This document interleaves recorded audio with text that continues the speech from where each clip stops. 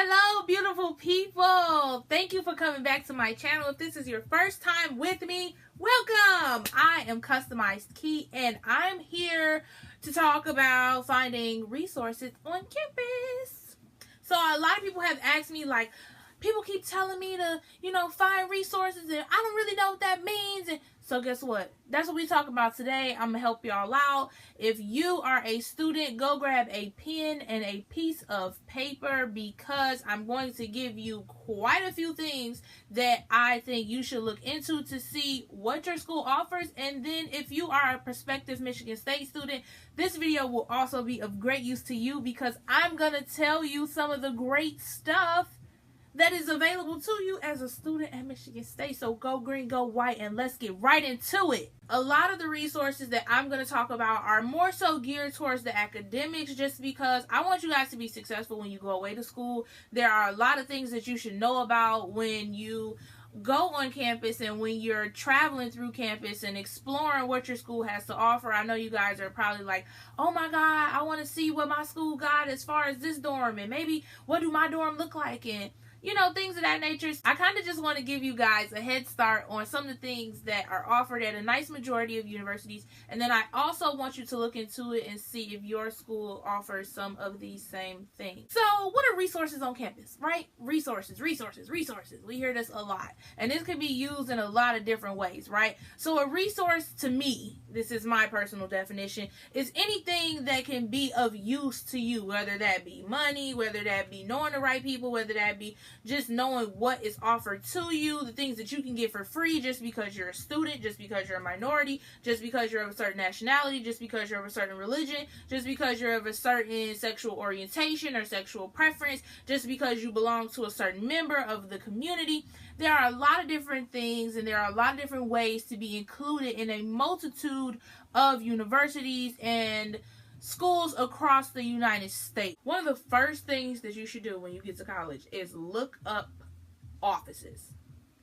Now, the first office that you should look up is financial aid and registrar, okay? So the registrar office is pretty much where you go to, and they deal with all your, transcripts, billing and all of that type of stuff.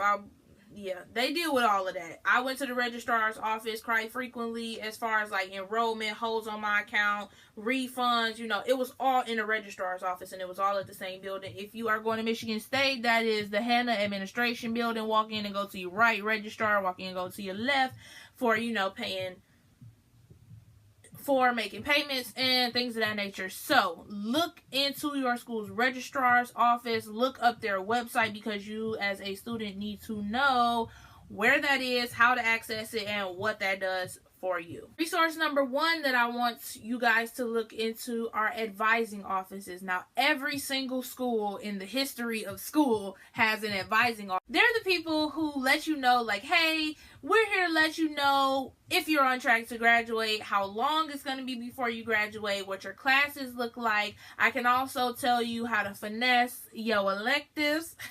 I can tell you what courses you're going to be able to use to fulfill certain requirements and things of that nature. If you know that you want to be a journalism major, you might want to look into, okay, where's the Office of Journalism for Advising? Where's that office located? If you know that you're going to be a science major or you're going to be an English major, if you have a solid understanding and you've made up your mind on what your major is going to be, you should be looking into the advising office for that major, so that when you get to campus, you'll know exactly where to go. The next office you should be looking for is the Career Services Office. Now, usually when you have an advising office, the Career Service Office for that particular major may be close by. So when you talk to your advisor, when you're going in to find these advising offices, ask them, what other offices are in this building? Do you know where the Career Services Office is? And usually the Career Service Office is just what it sounds like, the place that you go to help you find a job before you get out of college. They are there to help you find internships. They're there to help you talk to people who are already in the career field that you're interested in going into, and they're also really there to just help you bridge that gap and make that connection. The next office you should be looking for is the Study Abroad and and study away office. Now, sometimes they have centers for this. It really just depends on how big the department is. But a lot of the times when it comes to study abroad, they kind of need their own space just because there are so many study abroad options. There are so many study abroad programs. Michigan State has, I don't know how many study abroad programs, but it's definitely something that's worth looking into, because if I know, hey, I want to know what study abroads exist or what I can take, or, you know, where I might want to go and still be able to get my college credits while I'm there, I could just walk into the study abroad office and be like, look, I want to go to Spain. What classes can I take for a Spain study abroad? And they'll be able to provide you with that information. They usually have like pamphlets, brochures, things of that nature that you can always take back with you. And then they'll give you information about when they're having study abroad fairs and when they're having informationals for specific study abroad programs. So you definitely want to make sure that you find out where your study abroad office is. Moving along, you want to look into your minority support offices. And I say that because I am a minority. If you are not a minority and you're watching this, I don't really know. Sorry about that. But as a minority, it was just comforting to know that I had a place on campus. It was comforting to know that I had people who understood my struggle personally just because they were a minority as well. And that doesn't even mean like, oh, I'm only looking for black people. It has nothing to do with that. As a minority, there are just things that you will understand that you do not have to explain, but just based off of mentioning it, other people will be like, oh my God, yes, I know exactly what you're talking about. So it kind of just creates a small sense of home. It creates a small sense of connection. It creates that environment where you can be understood, where you can be helped, and where you can have people who are there as a resource to you to help you get through some of those tough times that you're gonna experience just because of who you are or what you identify as or what you claim to be or whatever makes you you. You know, there are always support groups. There are always like minority offices. I would just look up those resources to see where they are on campus, as well as some of the things that they offer for students. I know sometimes they have like recognition ceremonies. I know that they have like dinners. I know that they have like scholarships. I know they have like balls, community engagement activities. They have like service days where you can come out and volunteer and just give some of your time. So you absolutely want to look into what offices are there for minority support, for cultural support, for, you know, LGBTQ support, anything that you identify as religious support, whatever it is. You want to look into offices that cater to support for whatever it is that you connect with. Next thing on our list, we're going to talk about centers. So different centers around campus. So some campuses have things like writing centers, math centers, learning centers, peer tutoring centers. They have counseling centers. They have student health centers and things of that nature. So those were great resources to me. I know at Michigan State, Olin is the student health center. There is one that is located right next to Berkey, and then there's also a smaller one in Brody the last time I checked, so look out for those. There's also one in the basement of Holden, which is in South Complex. As far as writing centers, I know that there is a writing center in Bessie Hall, which is across from the auditorium, and it is located on the second floor. You can go there, you can sign up, you can take your papers and have people read them and look at them and help you come up with ideas and edit them and show you how to cite things. So if you know you're one of those people who was like me when you got to college and was like, man, I'm not prepared for this, oh my God, what do I do? Go to the writing center. In Brody, there are math learning centers. There are math learning centers in South Complex as well. I believe there's one in the basement of Wonders. Not 100% sure, but I know it's in South Complex. I'm not too sure about other complexes, but depending on whatever dorm you live in, you should definitely look that up to see what academic resource centers are around you. I also mentioned counseling centers. So as a student at Michigan State University, counseling is free. You can go to the counseling center, which I believe is in the financial aid office. So it's in the Office of Supportive Services, which is also where you go for financial aid. And I believe that the counseling center is literally right across from the entrance to the financial aid office. So you can go there, you can get counseling. If you are grieving, that's definitely a great place to go. If you are dealing with depression, or if you're dealing with mental health issues, that's also a great place to go. You can pick your counselor. You can go in there and say, listen, I need a counselor. I want to talk to somebody. I have a lot going on. I would prefer to talk to somebody else who is like me. So do you all have any like female black counselors? And to be honest with you, I did talk to a female black counselor there. It was there for like more so like, hey, this is our event, you should come out, I would love to see you there, support. But you know, even just talking to her, like, she was cool. Like, these are licensed professionals, and they are there to help maintain the stability of the students who are there. So if you have a counseling center, make sure you look into that. As a part of the counseling center, they also gave me a lot of information about the sexual assault programs and resources that we have on campus, including the hotline. So also look that you want to really look into what programs and opportunities and resources your school offers for physical and mental health. You want to make sure that you are aware of all of that. I had quite a few friends who I referred to go to the counseling office just because I had a friend who lost a parent, and she was grieving, and she was having a very hard time. And her being able to have someone to go to on campus who was not going to spread her business, who didn't know anything about her, was completely unbiased. It was a great way for her to have that release and to let all of that out to someone without having to put that burden on her friends. Like, it was just a great way for her to recover and for her to heal and for us to support her in healing. I've had friends who went to the sexual assault counseling, and that was a big help for them as well. So you want to make sure that you look into those resources, if not for yourself, for the people who are going to be around you, because you never know what's going to happen in college. You never know what you might need, but to know about a resource that's there and to not need it is better than needing it and not having it or not knowing. So you want to look into everything previously mentioned. As far as academics are concerned, you should be looking up where there are computer centers on campus and where the libraries are. Those are just critical things, because as a college student, your computer's gonna shut down, it's gonna break, something's gonna go wrong, your paper's not gonna save, your battery's gonna die, you're not gonna have your charger.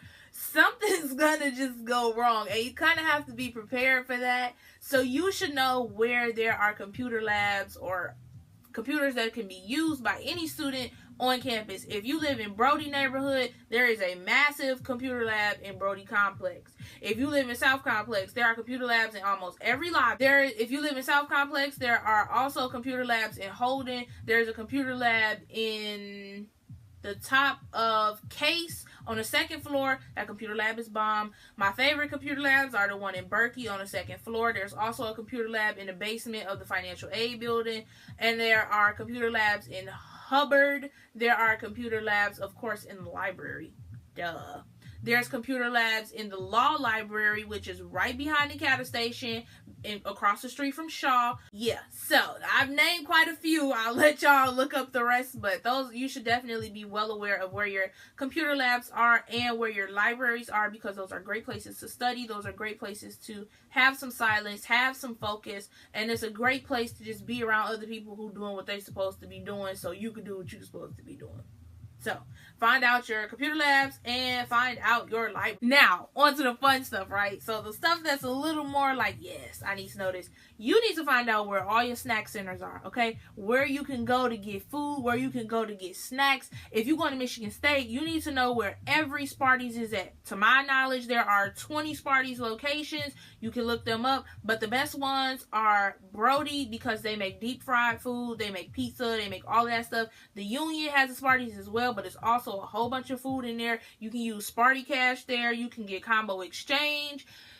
You need to find out all your snack opportunities, okay? They have a really good Sparties in Hubbard as well. So look into your Sparties locations. Look into where you can get snacks on campus. Sparties is also a convenience store. So if you need things like highlighters, deodorant, snacks, chips, a Michigan State t-shirt, an umbrella, some Sharpies, some sticky notes, index cards, you can get all that type of stuff there.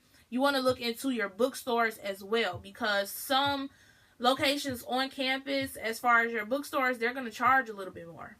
But knowing which ones have the better prices, you can finesse the system like that. If you say, okay, I know if I buy this book on campus, it's gonna cost me $25, but if I go to the bookstore that's right on the outskirts of campus, I can get this same book for $10 cheaper, and I got the option to get this book used. Find out where your snack places are, find out what you can get at these places, find out if you can use combo exchange, Sparty Cash, or if your school has like, you know, I know some schools have, Northern has like Husky Bucks or something, you know, just school cash that's attached to your like ID, and you can use it at local stores. See if your school has that available, because you gonna be hungry and you gonna want to get something to eat before you go to class, and you not gonna want to go far to do that. Vending machines, don't always count on that, but just know what your school offers, know what edible resource is available to you in the event that you are hungry or you want a snack. Going along with that, you want to find out what campus perks there are. So,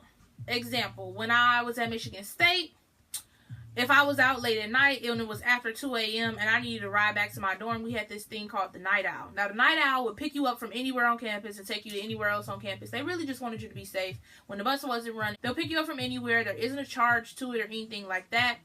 Also, as far as campus resources are concerned for students, we had legal services available to us. We had legal counsel that was a part of our campus plan. So you was getting charged for it. I mean, even if you didn't live on campus, you could still use this, and there was no charge to you. But as a student, it was just a perk of being there. So you could go get legal advice. You can go have legal counseling. You can go get people to represent you legally if you got like a speeding ticket or a noise violation, or you need to go to court and you couldn't pay for like legal representation.